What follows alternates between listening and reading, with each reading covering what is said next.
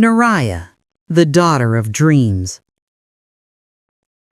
On a night without end, when the moon shone high above the white castle and stars danced across the dome of the sky, the wind carried the scent of sleep-inducing flowers through the palace windows. The queen lay on her bed, her eyes closed, yet a serene smile graced her lips.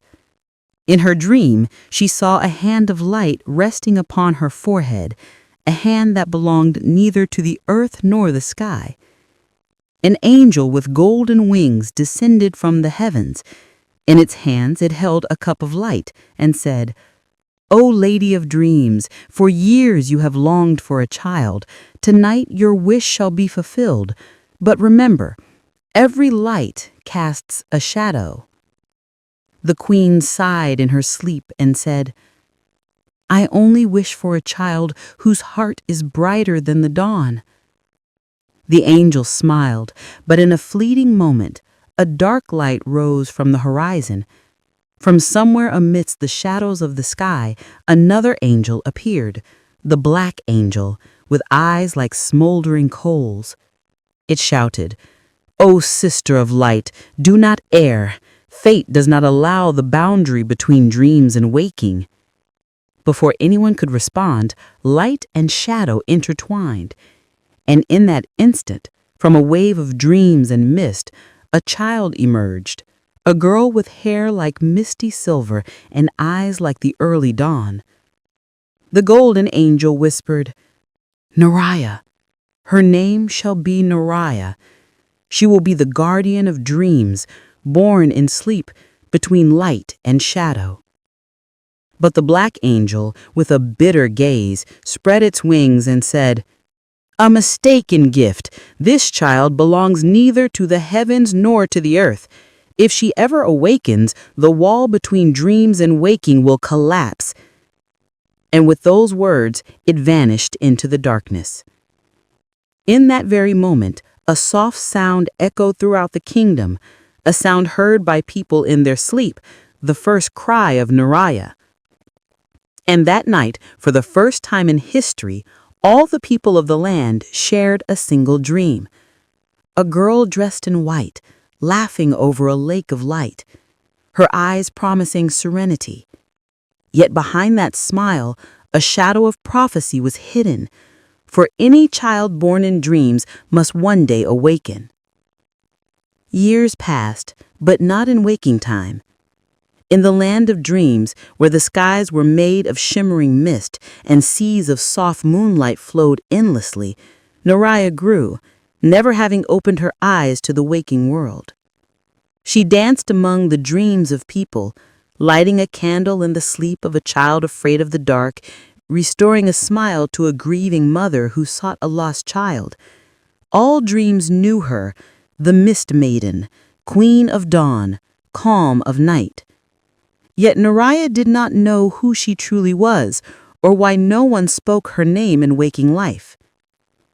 One misty night, as silver-starred raindrops fell from the sky of dreams, Neriah stood by the dream lake.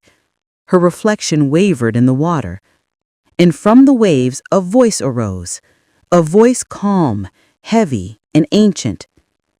"Neriah, the time of meeting has come." The water parted, and from it emerged a man with a cloak of night and eyes of silver that shone like the moon. He was neither of dreams nor of waking, but came from between the two worlds. Neriah asked in wonder, "Who are you?" The man replied, "I am the guardian of dreams, the keeper of the boundary between dreams and waking. From the beginning of creation until now, I have watched the gate between the two worlds. And you are the child who should never have been born." Neriah trembled. The mist around her fell like a veil of tears. "I am not a mistake. I only wish to bring peace, not chaos." The guardian approached gently, placing a hand on her shoulder. "I know, child of sleep, but the boundaries are falling. Dreams no longer return to waking, and nightmares take root in human hearts. The black angel searches for you to complete what should never be. The wind whispered through the mist, and in the distance, a shadow appeared, black wings, a hidden face in darkness, and a cold light in its eyes. Neriah murmured, "It is him, the angel who cursed me from the beginning." The guardian said, "Yes, and only you can break his spell, but you must find the path to awakening before the dreams are lost forever." Neriah gazed into the lake. The water beneath her shimmered like a mirror, revealing an image of another world, a castle, waiting parents, and a son she had never seen. Tears slid down her cheeks. "If I awaken, what will become of the dreams?" The guardian sighed. "Perhaps they will be saved, or perhaps they will vanish. But every legend must one day rise from sleep." At that moment, the sound of black wings filled the air, and the dream world trembled. The black angel emerged from the horizon with vast wings and a cold, furious light in hand. And Neriah, for the first time, understood that awakening would have a price. Dawn had not yet come, but the mist of dreams opened a new path before Neriah. The guardian stood beside her, cloak of night upon his shoulders, eyes of silver seeing through all darkness. "Neriah, first you must learn how to travel among dreams. Every heart you see is a doorway to the waking world. Every nightmare you touch is a hidden darkness in the soul of humankind. You must not only find yourself, but also protect what keeps the world of dreams intact." Neriah lifted her head. Her silver hair glimmered like morning mist, her eyes burning with determination. Their journey began. Neriah entered the dream of a child afraid of the night. There, she transformed the nightmare into gentle light. Then she entered the dream of a grieving mother, seeking her lost child. Neriah smiled, restoring hope to her heart. But each time Neriah touched a world, the sound of the black angel's wings drew nearer. He hid in the shadows, with sharp, cold light, waiting for the moment Neriah might falter. "If he sees me, what will happen?" The guardian replied, "The black angel only reacts to fear and doubt. You must be brave, even if your heart trembles." In one of the dreams, Neriah found an image of herself, a lone child, amidst mist and light, smiling with a promise of a bright future. This vision guided her, a sign of the path to awakening. Nights passed, and each journey brought Neriah closer to the center of the dream world. There, in the heart of mist, lay a lake of light and shadow, where the black angel's spell was strongest. "This is your final test, Neriah," said the guardian. "The black angel will come, and only when you accept both light and shadow without fear can you open the path to awakening."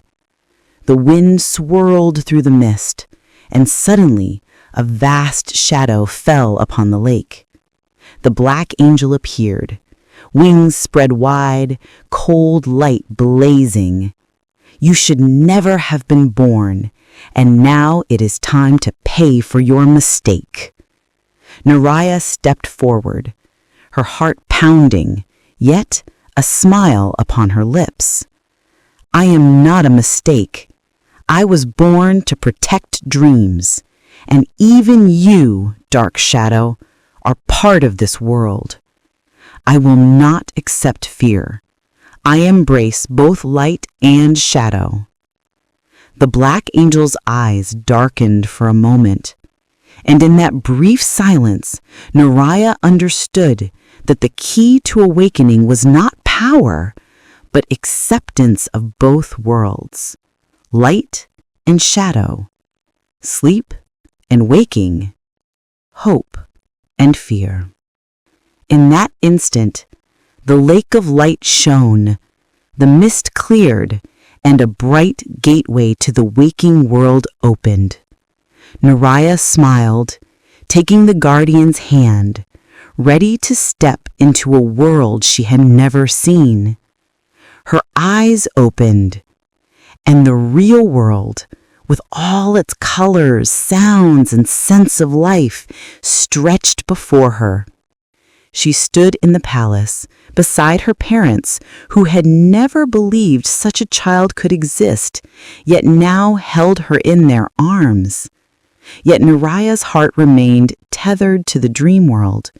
She knew that each night, when people slept, she must appear in their dreams, bringing peace and banishing shadows. Days later, Neriah walked through the palace garden, speaking with the breeze. She had learned that even in the waking world, she could guide dreams. And the black angel? He was no longer a lonely, vengeful shadow. Neriah realized that even he was part of the balance of the world, and by accepting his existence, even the shadow found peace. From that day forward, Neriah was not only a princess of the real world, but also the guardian of dreams, a bridge between sleep and waking, hope and fear, light and shadow. And every night, when people slept, Neriah danced among their dreams, her hair silver, her eyes like the dawn, smiling across the world. And her legend, like a gentle wind passing between sky and earth, remained forever in hearts.